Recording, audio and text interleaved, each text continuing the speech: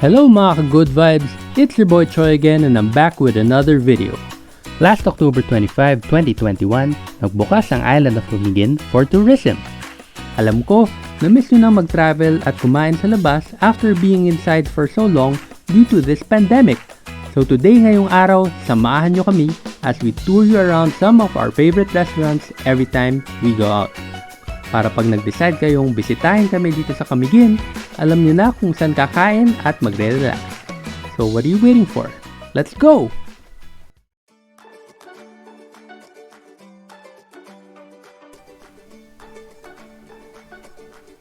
Our first restaurant is Crito's Crust Pizzeria. There are a lot of Italian restaurants here on the island, but this is definitely our favorite. Masarap siya kasi, kita nyo naman, hand-rolled ang kanilang dough and they use only fresh ingredients.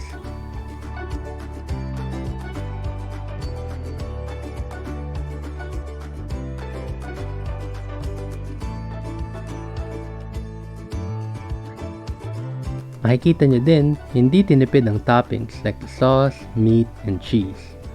Our favorite is the Parma ham pizza.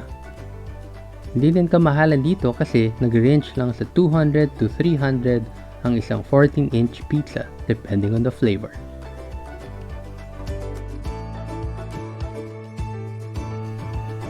Si Kuya, sobrang daming nilalagyan na pepperoni.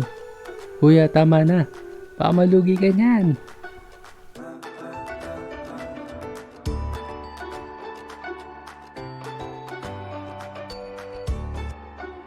The best part is, they cook their pizzas in a big pugon oven. Lami!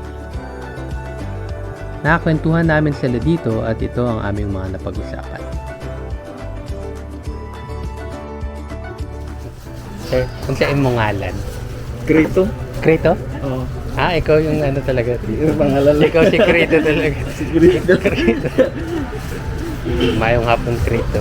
Matagal ka na nagagawa ng pizza? Or ng tagal na? Mga 8 years.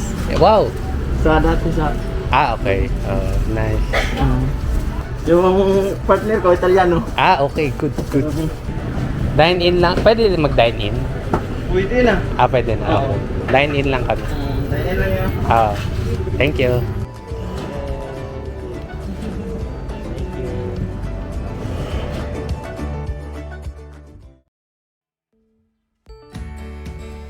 Our second restaurant is Chills.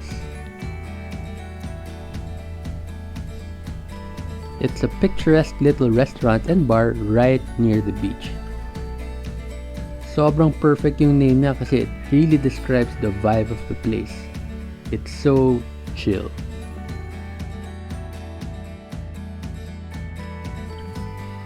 Pupunta ka dito if you want to enjoy the sunset while drinking your cold beer or munching down on some of the food that they serve here.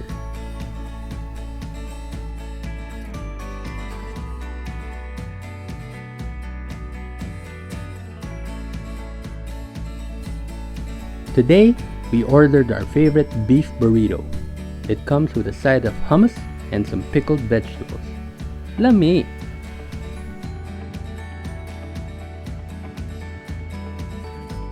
Uy, lettuce. Growing sa bar. Nice. Thank you. Enjoy! Thank you.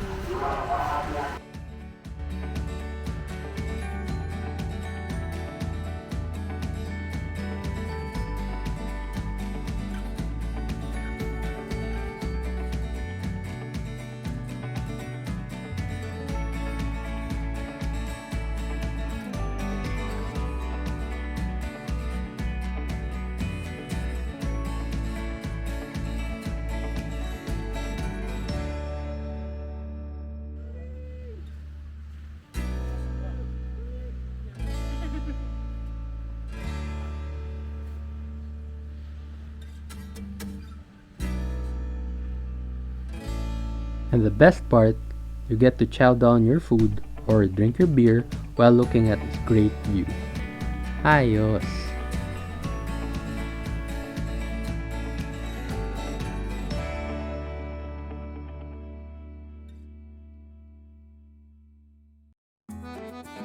Okay mga ka-good vibes, kamusta na kayo? Gutom na ba kayo? Huwag muna kayong umalis at tayo na't puntahan ang pangatlo nating kakainan.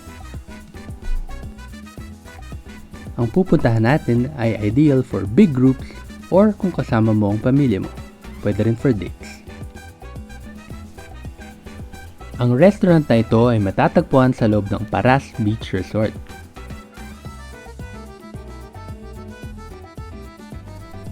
Tara, pasok muna tayo.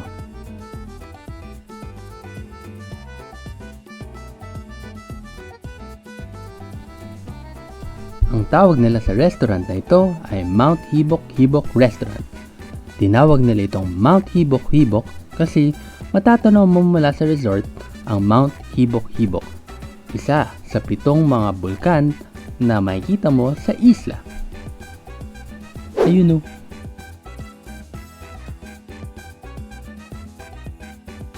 Sobrang relaxing ng view dito habang kumakain ka at naaamoy mo ang simoy ng hangin. Pwede kang kumain sa loob ng restaurant o kaya naman dito sa mga kabana na makikita mo sa tabi ng dagat. Romantic, diba? Hehehe. Ito ang mga in-order namin. Pakbet con lechon, inihaw na pusit, fruit shakes, at ang paborito kong sizzling sisig. Si Kuya, niluto pa sa harap namin. Sarap!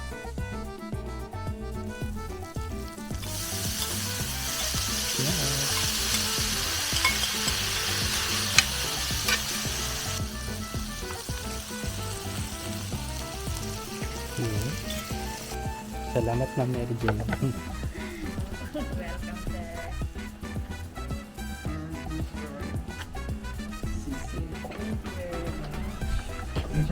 Thank you.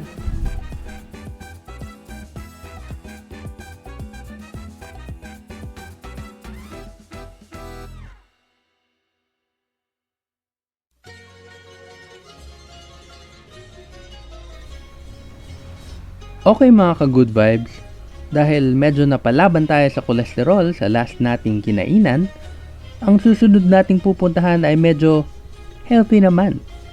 Tara, kakain na naman tayo.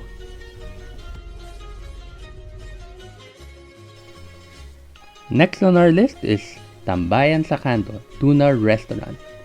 Hulaan nyo kung anong sinaserve nila dito. Aba syempre, edi tuna.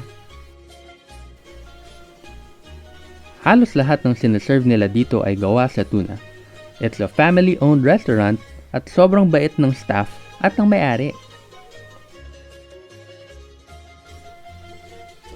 Madalas kami bumabalik dito kasi unang-una, malinis, mura, maaliwalas, at syempre, masarap.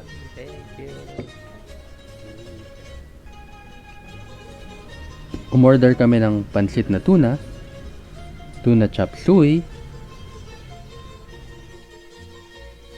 tuna sisig,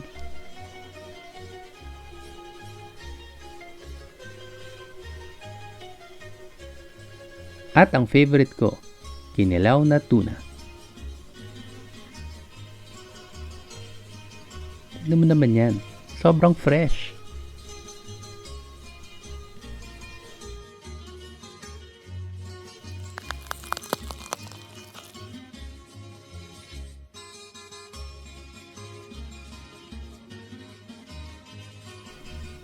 Galit-galit muna ha, hehehe.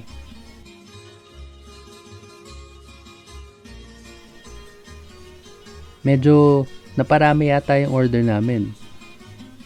Pero, tingnan mo naman ang bill namin. May takeout pa yan. Sulit! Thank you, ma'am.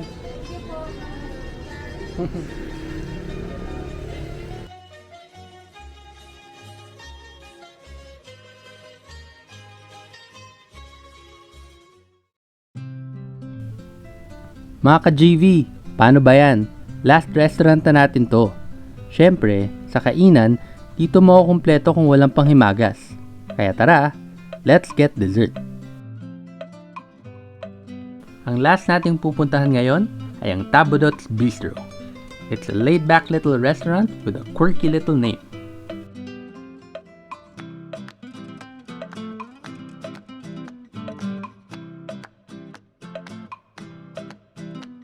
Madami silang must-try na pagkain dito, pero ang orderin natin today ay ang best seller nila, ang halo-halo or mix-mix.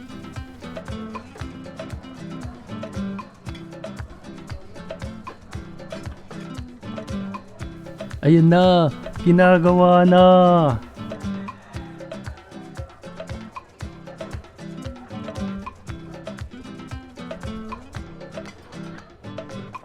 Meron silang dalawang variant, ang regular at ang special.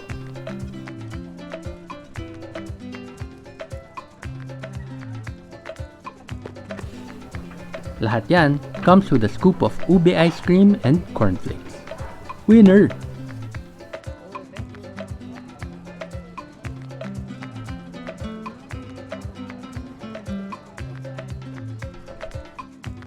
Siyempre, special ang kinuha natin.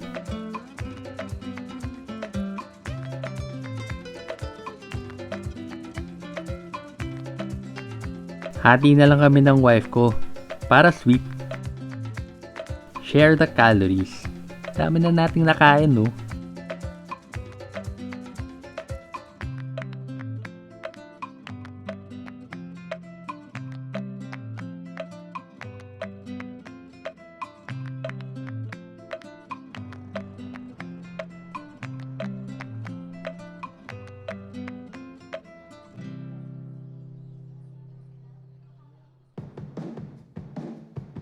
And that concludes our top 5 go-to restaurants here in Camiguin.